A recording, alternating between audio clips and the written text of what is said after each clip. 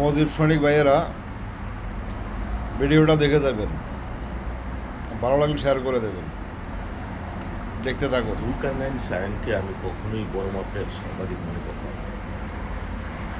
তার কারণ তার রিপোর্ট, তার চিন্তা চেতনা সবকিছু ছিল রাজাকারপন্থী, পাকিস্তানপন্থী, মুক্তিযুদ্ধ বিরোধী।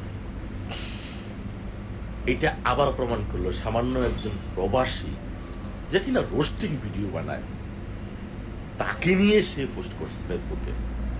মানে কত বড় অথর্ব অযোগ্য সাংবাদিকতা হলে একজন প্রবাসী কন্টেন্ট ক্রিয়েটারকে নিয়ে সে পোস্ট করতে পারে।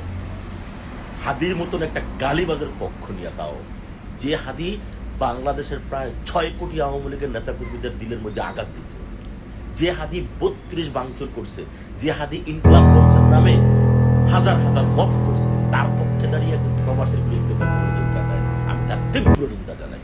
এই সমস্ত সাংবাদিকতা ছেড়ে রাস্তায় হাত পেতে ভিক্ষা করে চলো তুমি জুলকারনাইন, তোমার দ্বারা সাংবাদিকতা হবে না।